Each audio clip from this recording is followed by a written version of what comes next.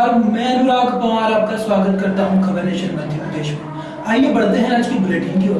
गौतमपुरा के रुंजी में मकान के नए शौचालय निर्माण की खुदाई के दौरान मजदूरों को एक घड़ा मिला, जिसमें ब्रिटिश काल के लाखों रुपए के चांदी के सिक्के मकान मालिक को बिना बताए मजदूर गायब कर गए।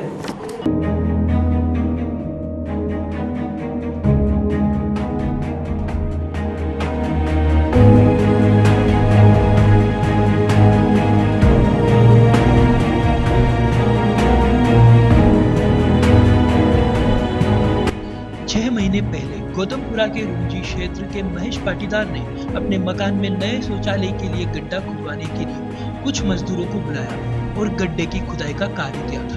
खुदाई के दौरान 5 मजदूरों को एक घड़ा मिला, जिसे मजदूरों ने मकान मालिक को परिवार वालों से छिपाकर वह घड़ा वहां से गायब कर दिया। जब काम खत्म करने के पश्चात मजदूरों ने एकांत में गोपनीय स्थान पर घड़ा खोला तो मजदूरों को घड़े में सिक्कों को देखकर हक्के बक्के रह गए। घड़े में से सन 1977 के ब्रिटिश काल के लाखों रुपए के सिक्के मजदूरों को प्राप्त हुए, जिनको 5 मजदूरों ने आपस में बांट लिए। पश्चात कुछ दिनों पहले इस बारे में मकान मालिक को खबर लगी, जिस पर मकान मालिक और मजदूरों में बहस हुई, जिसकी खबर पुलिस को हुई। पुलिस ने एक मजदूर सुल्तान को पकड़ा और पूछताछ की। पूछताछ के दौरान सुल्तान ने सारी कहानी बयां कर दी और अपने ससुराल में छिपा कर रखे 240 सिक्कों का पता बताया। पुलिस ने 240 सिक्के जब्त कर लिए हैं। वहीं 4 मजदूर सत्तार, नाजिर, नासिर और देवकरण अभी भी फरार है। इनके पास लगभग 800 सिक्के और होने की संभावना है। पुलिस मामले की जांच कर रही है। वहीं चारों मजदूरों की तलाश भी जारी है। गौतमपुरा से अंकित जैन की रिपोर्ट। कैसे निकले थे सिक्के? सिक्के लेटरिन का खड्डा खोद रहा था। लेटरिन का खड्डा हाँ खोद रहा था। अच्छा, उसमें से निकले। काय में थे सिक्के? लोटे में। लोटे में? हाँ, एक बड़ा लोटा था। हाँ, उसमें से टोटल। अच्छा, तुमने से बेच दिए सिक्के? नहीं बेचे मैंने। कहाँ रखे? वो मेरा ससुराल। ससुराल रखे हैं? कहाँ है ससुराल तुम्हारा? कमेर। हाँ, कमेर। कहाँ पे है ये? बाट पटना में कमेर है। बाट पटना। हाँ। और बाकी के जो सिक्के हैं वो सबने बेचे कि नहीं बेचे? और उसका मेरे को मालूम नहीं। अच्छा, क्या नाम है? किस किस ने बेचे? नाम क्या उनका? बेचे या नहीं बेचे, नाम तो एक तो नासिर है, एक सत्तार है, एक देवा है। देवा? हाँ। अच्छा, एक सिक्का कितने का था करीबन? अभी यार मालूम नहीं, अभी मैंने बेचा नहीं। अच्छा, आज से करीब 8-10 माह पहले सुल्तान, नासिर, नजीर और देवी, इन्होंने क्या है कि महेश पाटीदार क्या काम किया था लेटरिन का गड्ढा खोदने का। तो उसमें से कुछ पुराने सिक्के निकले थे ब्रिटिश ज़माने के। तो इन लोगों ने आपस में बांट लिए थे और आपस में बांटने के बाद ही फिर इनका कुछ विवाद चला था सिक्कों के ऊपर से। तो इसकी सूचना पुलिस को मिली थी, इसकी तस्दीक की हमने। तो सुल्तान को पकड़ा, उससे पूछताछ की तो उसने बताया कि हमें ये सिक्के मिले थे, मेरे हिस्से में 240 सिक्के आए हैं, बरामद करा देता हूँ। तो इससे हमने 240 सिक्के बरामद किए और अभी और लोगों के नाम बताए, उनसे और भी सिक्के बरामद करना है। तो अभी जांच में ले लिया है प्रकरण को। उनके जो बाकी और जो शेष लोग बचे हैं इनको भी तलाश करके उनसे भी बरामद किए जाना है और सिक्के। टोटल कितने सिक्के बता रहे हैं? टोटल तो नहीं कर पाए, लेकिन उनके बंटवारे हुए थे। मजदूर वर्ग है इतना तो वो नहीं कर पाए, लेकिन उन्होंने बताया जो इनके हिस्से में आए हैं वो बता। मध्य प्रदेश शासन के सामाजिक न्याय मंत्री गोपाल भार्गव ने एक विवादित बयान दिया है, जिसमें हरिजनों को उन्होंने जाति सूचक शब्दों से संबोधित किया है।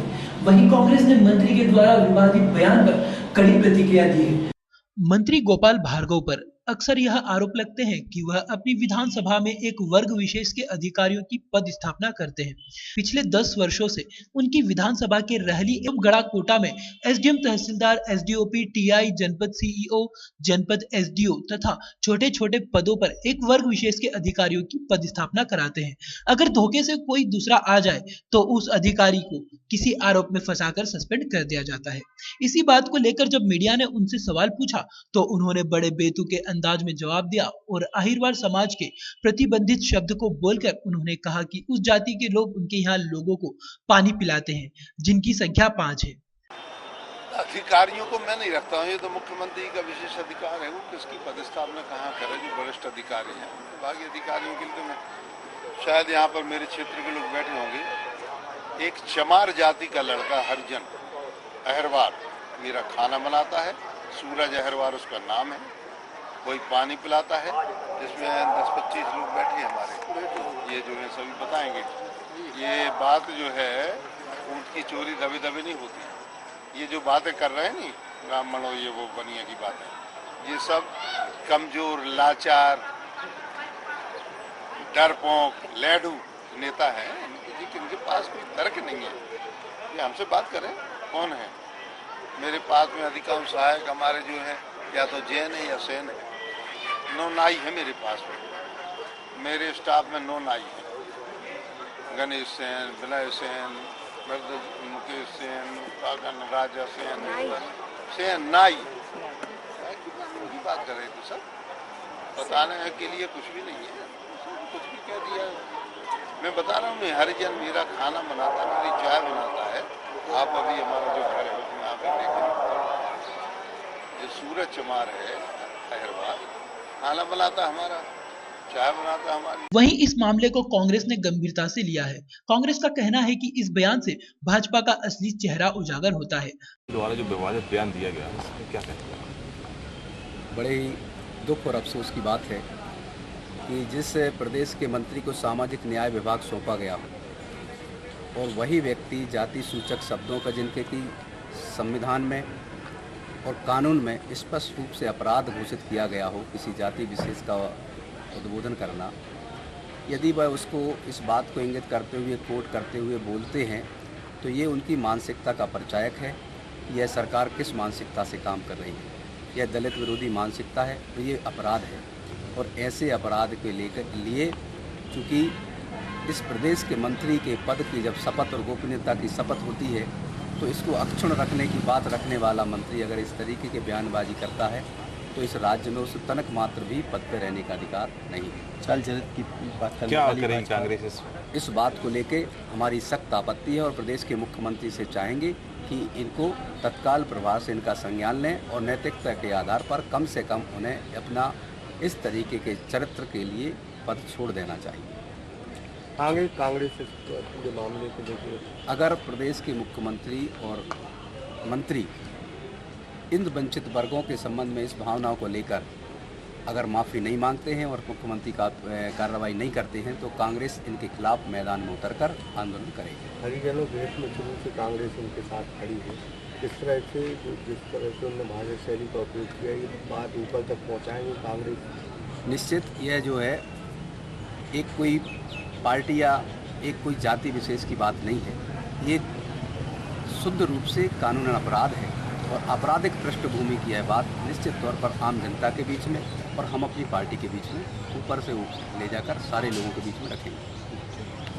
समाज कल्याण मंत्री के इस तरह के बयान से एक बात तो स्पष्ट है कि मंत्री जी दलितों का कितना सम्मान करते हैं। विदिशा के शमशाबाद तहसील के नवोदय विद्यालय में 22वां वार्षिकोत्सव बड़ी धूमधाम से मनाया गया। इस वार्षिकोत्सव में जिले के कलेक्टर, एसपी, शमशाबाद तहसील के एसडीएम, टीआई सहित अन्य आला अफसर उपस्थित थे। कार्यक्रम में स्कूल के बच्चों ने विभिन्न राज्यों के नृत्यों के साथ साथ कई मनमोहक प्रस्तुतियां दी। इसी के साथ कार्यक्रम के अंत में स्कूल के विद्यार्थियों को पुरस्कार वितरित भी किए गए।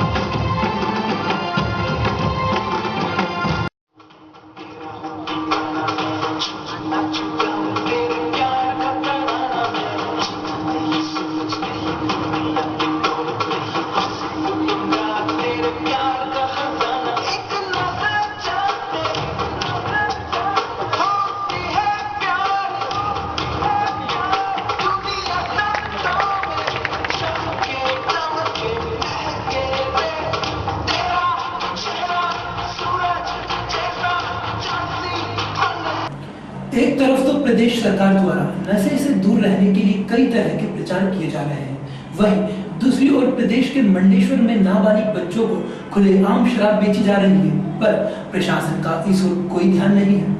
मंडलेश्वर नगर के बस स्टैंड पर देशी दारू दुकान पर दुकानदार द्वारा नाबालिग बच्चों को दारू दी जा रही है, जिसकी वजह से छोटे मासूम बच्चे 9-10 साल के मासूम बच्चे द्वारा दारू लेते दिखाई देते हैं। सूत्रों के मुताबिक इन बच्चों को उनके परिजनों के द्वारा भेजा जाता है। इसकी वजह से मासूम बच्चों को शराब की बोतलें दी जाती है। डॉक्टर भीमराव श्यामलाल कन्नौजे ने बताया कि प्रशासन ध्यान नहीं दे रहा है। इस ओर प्रशासन को कई बार आवेदन द्वारा अवगत करा दिया गया था। फिलहाल इस बुलेटिन में इतना ही। आप बने रहिए खबर नेशन।